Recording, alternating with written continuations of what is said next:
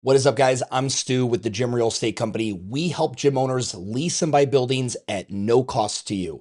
So if you're a gym owner looking to lease or purchase a property anywhere in the continental United States, let us know. We'd love to do all the heavy lifting for you. So I want to talk about the three main economic levers in lease negotiation. There's many business terms within an LOI, and then even more business terms within the lease. The LOI being the letter of intent, the initial non-legally binding document that puts all the deal terms on the table that are significant and the landlord and the tenant need to come to an agreement on. That's what we do. We create the LOIs, we do the negotiations for you.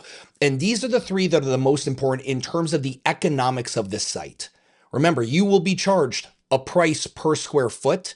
So we need to ensure you're able to generate a certain amount of revenue per square foot. Now, that financial modeling and planning we will do with you, but the price per square foot that you're being charged, there's a couple different ways to look at this, and I want to break those down so that if you're thinking about leasing a site, you're kind of looking at these three with a different lens and hopefully a fresh perspective. So the very first one is base rent. This is generally shown as a price per square foot that could be either annually or monthly. And this is where most gym owners go. They want to reduce the base lease rate of the site. Now, please note, most leases are going to be a triple net lease, which is a combination of base rent plus triple net. So maybe $30 a square foot plus $9 a square foot in triple net. All right, coming out to $39 all in. For right now, we are only talking about negotiating the base lease rate because you can't negotiate triple net. You can only negotiate the base. So with base lease rate being one of most of my clients' like initial desire, let's adjust that. Let's get that lower, Stu, which I completely understand. I want to show the actual math behind it. So let's take an example here. Let's say we're looking at a 3,000 square foot site and we've negotiated the price to $35 a square foot for base lease. Now, if we multiply that, that obviously comes out to $105,000 per year. Divide that by 12, you get $8,750 per month.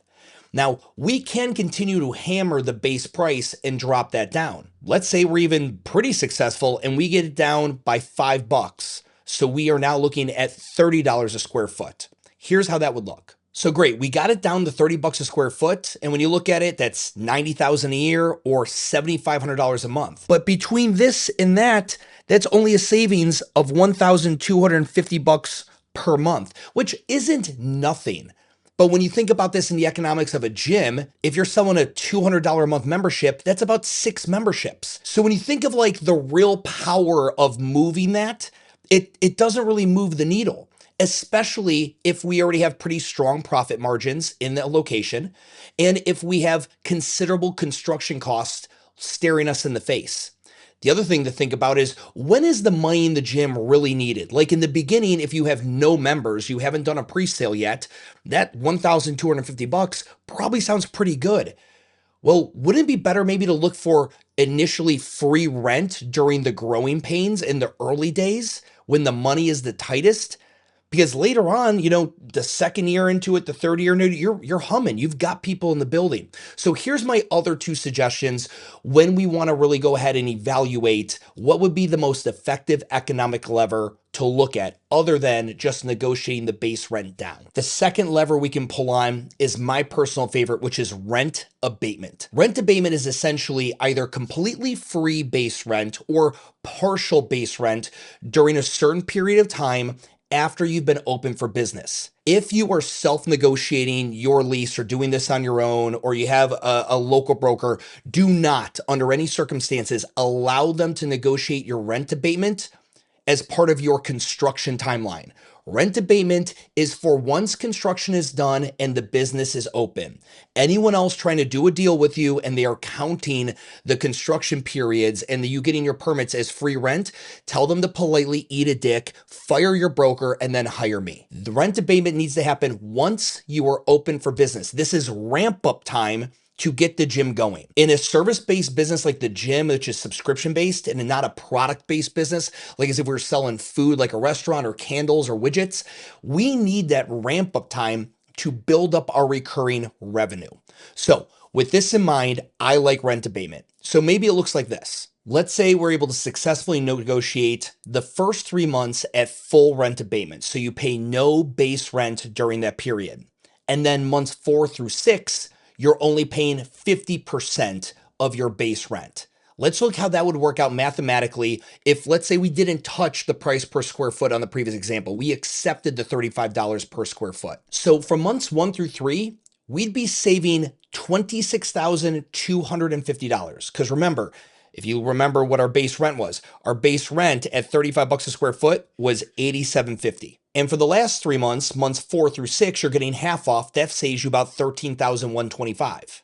All in, that's $39,375 worth of savings in the first 6 months of business when revenue is going to be at its lowest. That's the lowest revenue is going to be. You're going to be building on that from there on.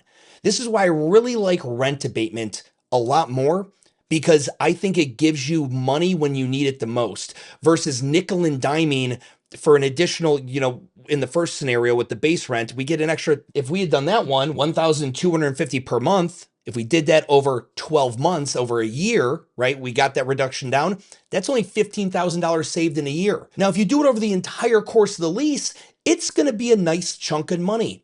But when do you need it the most is my question to my client. And I always have my clients prioritize. What's our biggest thing? If it is price per square foot, because margins are really, really low, and I mean, they are going to be just barely keeping their head above water, maybe it is the base rent. For most of us, I really like rent abatement. Rent abatement makes the most sense to me with a business that is starting up. But there is number 3, which is tenant improvement allowance. Tenant improvement allowance is an amount of monies the landlord is going to give you to make leasehold and capital improvements to the property. Capital improvements are things like mechanical, electrical, and plumbing. They actually increase the value of the property.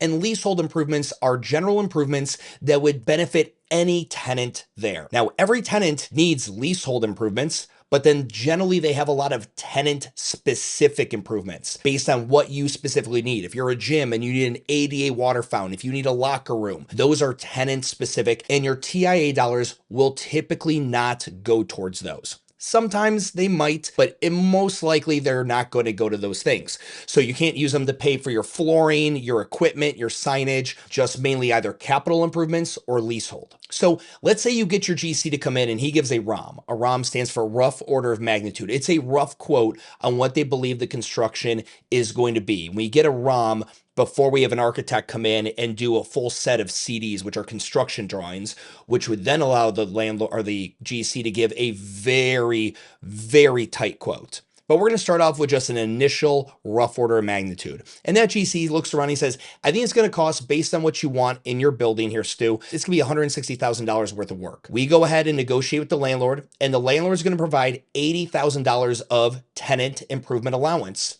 for those leasehold and capital improvements. So in your head, you're like, great. That means I only got to pay out of my pocket $80,000. Now, most gym owners, when they're opening up a site, are doing so with a loan. They're going to get fundraising, internally, externally, private money, or most of them are going through the SBA or the bank to get a loan. This is where our experience in the fitness industry really comes into play, because your local broker is not going to recommend this to you. The problem, if you go get a loan, especially if you get an SBA loan, so even though the landlord's going to give you $80,000, bank is going to require you to take out a loan for the full amount, the full $160,000. So now you have to put down a down payment comparable to $160,000. You have to get approved for twice as much money, even though you're only going to be liable for $80,000 of it. Because if the landlord defaults, if they can't pay the contractors, the vendors, the subcontractors, the bank needs to know that money is going to be there. So they're going to make you take out the loan and sign a guarantee for the full amount. This is why tenant improvement money, depending on your financial situation, might not be the best bet. However, if you are comfortable with your loan terms and you have a very expensive build out, TIA might be the best bet for your situation. And this is why every single client we work with has a unique deal, because we need to understand you as our client, your situation financially, what your goals and objectives are, so we can negotiate and put together the best deal possible for you by pulling on the right levers. It is our recommendation that instead of let's get a little bit of lever 1 and a little bit of lever 2 and no. We are going to go all in really heavy on one, maybe two of them. That is what's going to make the best economic impact for your business in the long run. Again, if you're a gym owner looking to lease or buy a building and you want this kind of expert guidance at no cost to you, please head over to gymrealestate.co, book a discovery call. We'd love to learn more about your project.